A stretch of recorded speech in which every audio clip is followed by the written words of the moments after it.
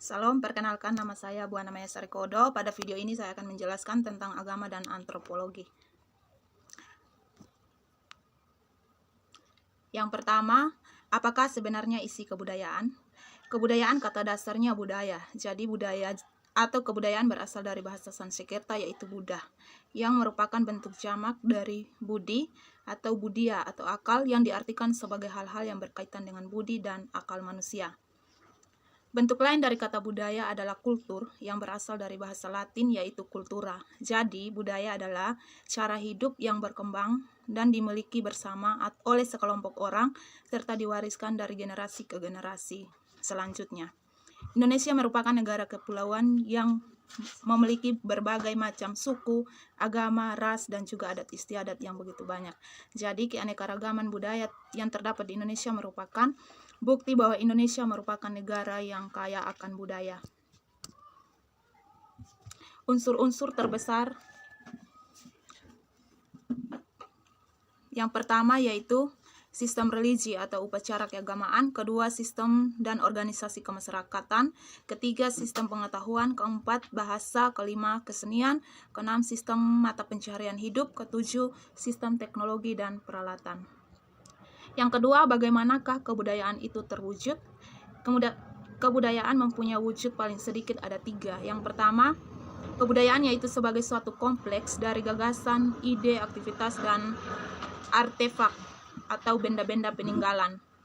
Wujud kedua dari kebudayaan yang sering disebut sistem sosial, mengenai kelakuan berpola manusia itu sendiri. Sistem sosial ini terdiri dari aktivitas-aktivitas manusia yang berinteraksi, berhubungan, serta yang bergaul dengan sesama.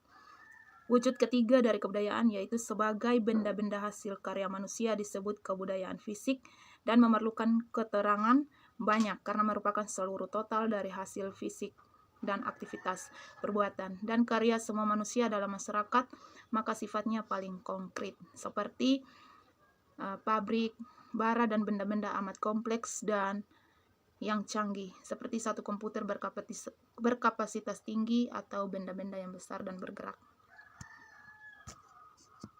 Yang ketiga, apakah beda antara adat, kebudayaan, dan peradaban? Adat merupakan gagasan kebudayaan yang terdiri dari nilai-nilai norma, kebiasaan, kelembagaan, dan hukum adat yang mengatur tingkah laku manusia sama lain yang bisa di suatu kelompok masyarakat. Kebudayaan berasal dari kata Sanskerta atau Buddha, ialah bentuk jamak dari budi yang berarti budi atau akal. Demikian, kebudayaan ini dapat diartikan sebagai hal-hal yang bersangkutan dengan akal budi. Kebudayaan adalah suatu yang mempengaruhi tingkat pengetahuan dan meliputi sistem ide gagasan yang terdapat dalam pikiran manusia dan juga bersifat abstrak. Yang ketiga, peradaban. Peradaban berasal dari bahasa Inggris, yaitu civilization, atau dalam bahasa asing lainnya peradaban sering disebut sebagai Beschaving. Dalam bahasa Belanda dia Civilization. Dalam bahasa Jerman, istilah peradaban ini sering dipakai untuk menunjukkan pendapat penilaian kita pada perkembangan peradaban pada waktu perkembangan kebudayaan manusia mencapai puncak yang wujud unsur-unsur budaya yang halus, indah, tinggi, sopan, luhur, dan sebagainya.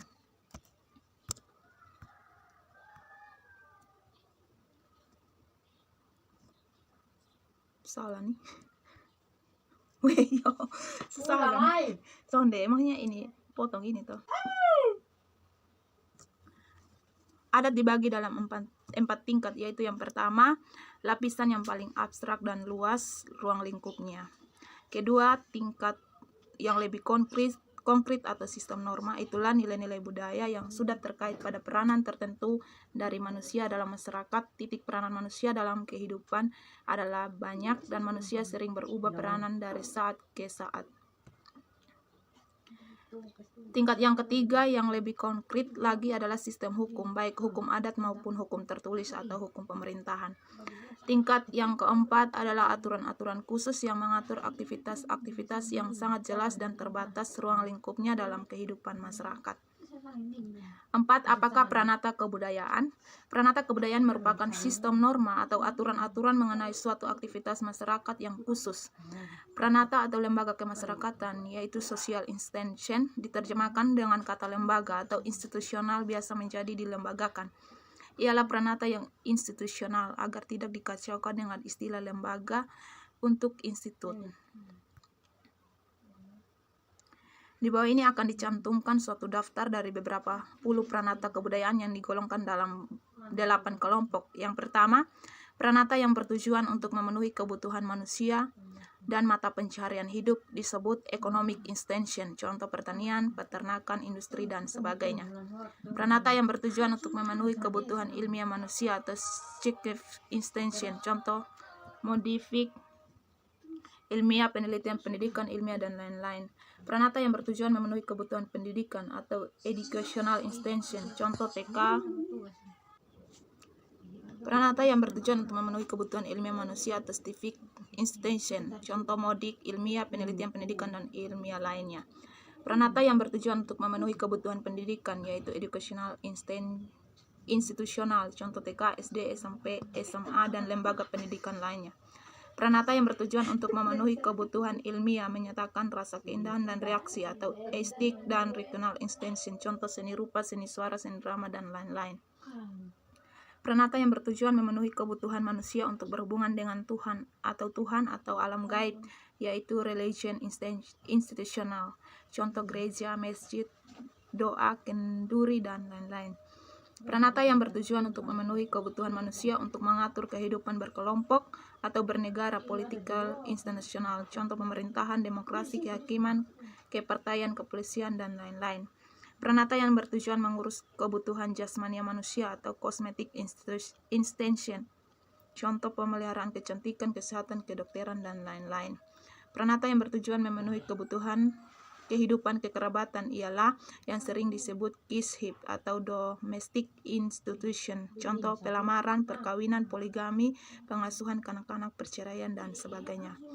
Yang terakhir, apakah sistem nilai budaya? Sistem nilai budaya ini merupakan rangkaian dari konsep-konsep abstrak yang sering dalam masyarakat mengenai apa yang dianggap penting dan berharga, tetapi juga mengenai apa yang dianggap remeh dan tidak.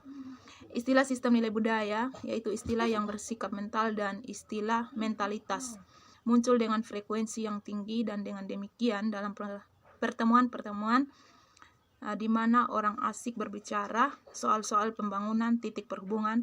Dengan itu banyak pula yang sebenarnya ingin tahu dengan lebih tegas apakah sistem nilai budaya, sikap mental, dan apakah sistem nilai budaya juga merupakan tingkat yang paling abstrak dari adat. Suatu sistem nilai budaya terdiri dari konsepsi-konsepsi yang hidup dalam alam pikiran sebagian besar warga masyarakat mengenai hal-hal yang harus mereka anggap amat bernilai dalam hidup. Istilah mentalitas bukan istilah yang buat suatu konsep ilmiah dengan suatu arti yang ketat. Istilah itu adalah suatu istilah sehari-hari, biasanya diartikan sebagai keseluruhan dari isi serta kemampuan alam pikiran dan alam jiwa manusia dalam hal menanggapi lingkungannya. Sekian penjelasan saya, terima kasih, Tuhan Yesus memberkati.